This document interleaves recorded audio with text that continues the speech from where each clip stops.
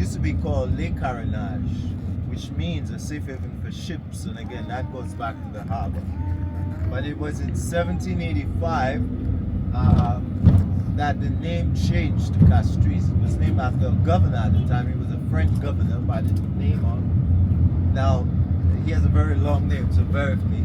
Charles Eugene Gabriel Lacroix Marquis de Castries. Whoa. That's the man's insane. name. It's full. I'm giving you everything. Yeah. But anyway, that's where Castries came from. Lacroix Marquis de Castries. I wish I had one. If we took a left turn, but we're not doing that today. If we took a left turn, let's imagine we did, this would keep us going further north, like I said earlier, to the most northern district, which is a town called Rosalie, right? It's a lovely part of the island. It's like the main tourism hub on the island. So up this way you have lots of restaurants, lots of bars, hotels, large ones, small. That's our harbor again that we just mentioned. This is where all the cruise ships, or most of the cruise ships, come in, particularly the larger ones. The smaller ones sometimes. That's our choo-choo train. They're doing tours, so that train takes people up around and in the city and just outside the city and so on. These are the government buildings we're passing on our left.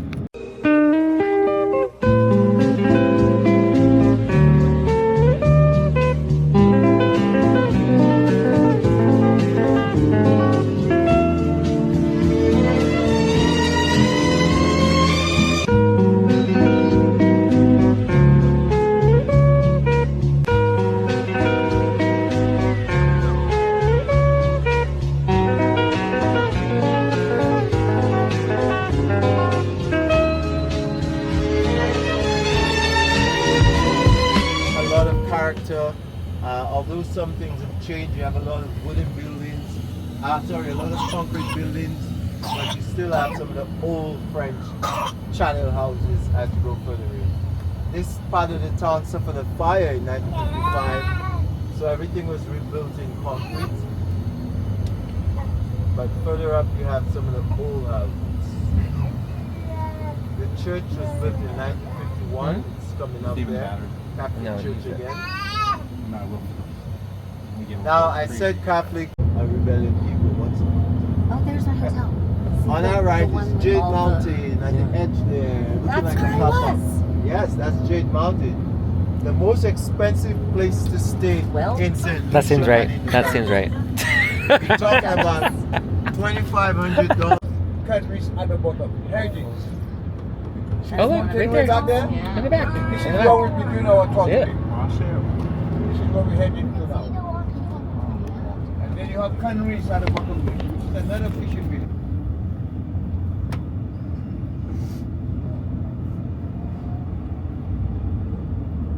Oh my gosh. Look at this road. It's like Hawaii. Hawaii. Yeah, it is. Very tropical and lush. Well, the roads too are like Everybody's all right at the back there? Yeah? Yeah. Okay, good, good. From there. So Pichipito is said to be 2,400 feet, a little over that. And Gopito is a little over 1,600 feet. 2,690 feet. That's But between these two peaks, you can get from Castries has 65,000 people and Ancillary has 6,500 people. This village has less than 5,000 people. It's what we call a bedroom village because people basically just sleep here, right? If you're not an entrepreneur, meaning if you don't have your own grocery shop or you're not a farmer doing your own thing or a fisherman, you know, doing your own thing, or if you don't work with the government, maybe as a postal worker or teacher or a policeman or something, there's no work here really for you. So people for the most part just reside here. They sleep here and they catch the bus early to go either to the town of Soufrière, which is further south, only 20 minutes away from here, or they go back up to Castries where we came from for work, okay? So, and that's why I call it a bedroom village. Not one word. Alright, so it's very small, very tight linked though. these small communities do what we call kudmes. So kudme is French. It means lend a hand. Kudme. If I'm building my house, rather than I'm hiring a big contractor. Look at that. That's Pigeon Island, our national park. Hi, good morning. Sorry. Oh, way at the top? Yeah, Pigeon Island. And mountain is in the horizon. Normally you see it big, but today you cannot see it. Yeah. Called the Saint Lucia Labour Party. And then we have the yellow, the main opposition party, which is United Workers' Party. So there's a general election that's due next year, June roughly. But it seems like that it's going to happen before the year end, the way that they campaigned it. But most likely it's going to happen next year. But yeah, so there's a lot of red and yellow all over the place. That's how it is usually, you know, for elections. Politics is very funny, just like everywhere in the world. Okay? These are mango trees. Oh, See the flower in them? yeah. Yes, these are mangoes. We have 45 different kinds of mangoes in the island. And if you look on the same right hand side, you can see some of them. Oh, they're yeah. right there. The mangoes. It's a bit more mature. Yeah. Yeah, they come in. They're still young, but they come in. This clip. Love it. What's your guy? Oh, you like cassava Cassava making there? making there. Oh, wow. Oh, cassava. See? That's it. So cassava, Wow. you've heard of cassava? Yeah. Right, so cassava bread is made, that's what they do in there. You do two things with the cassava. You make farine, or some people say over 2,000 in our wild. Once upon a time they were critically endangered, but the numbers have increased as we have embarked on a Save the Parrot campaign over the last several years. And so we have over 2,000 parrots in the wild again. Hopefully that number will continue to increase and increase. We have altogether 8 endemic bird species. 8 birds that are found here and not found anywhere else in the world. So these birds are uniquely Saint Lucia. We have 9 endemic plants. We have 4 endemic lizards. We have, well, all 4 snakes we have on the island are endemic. We have an endemic beetle, endemic butterfly, and a few other things that are unique to Saint Lucia. Bamboos, you see a lot of bamboos. These are not native. These bamboos came from India in 1840. But we have them, they're all over. So we use a lot of bamboos. We have a native bamboo species which is smaller. We use it for craft, but that's the big one.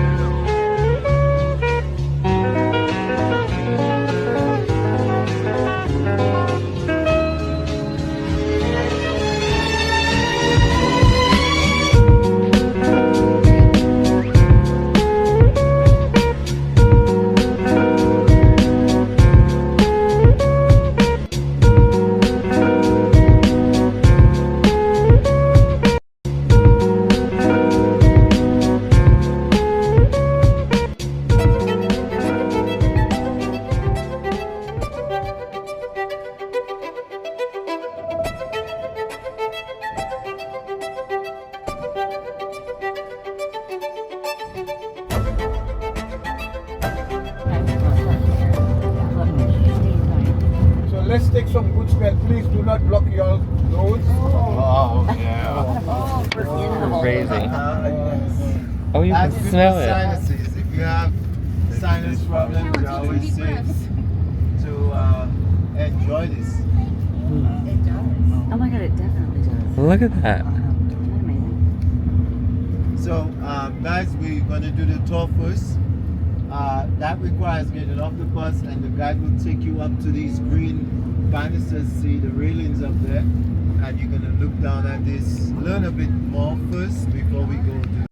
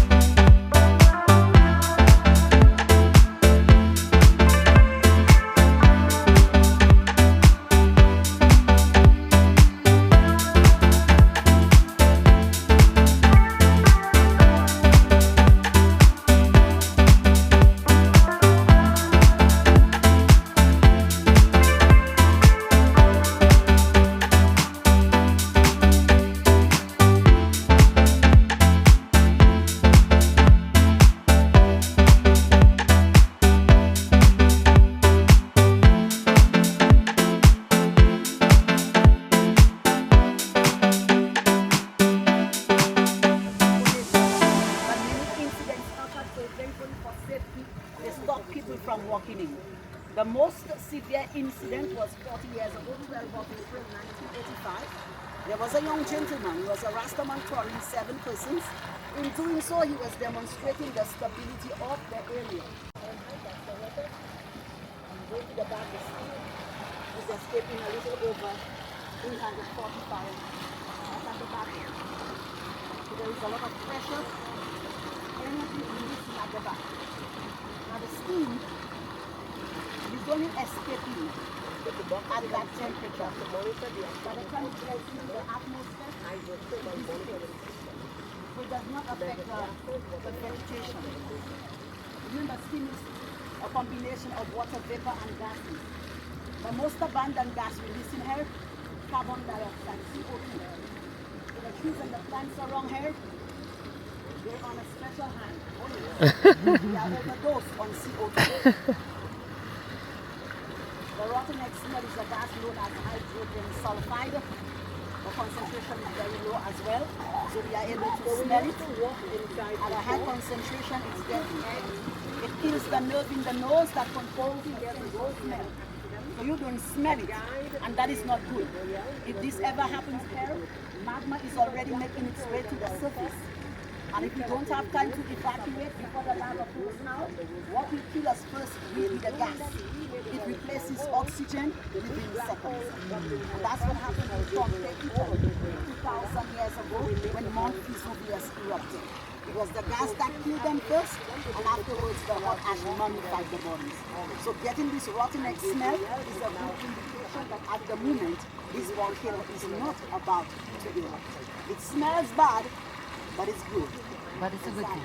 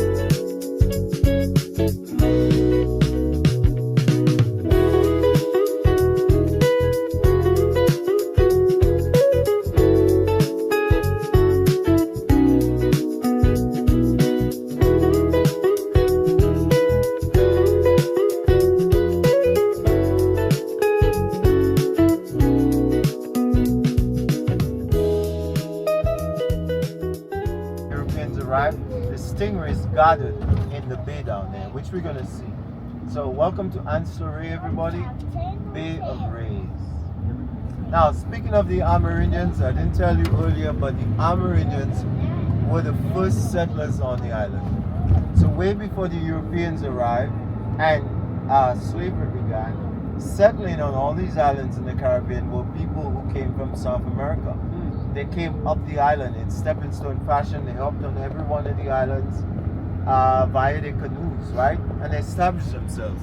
So according to our history, because different islands, different dates, different things, according to our history, the Amerindians were here about 1,500 years before the Europeans arrived.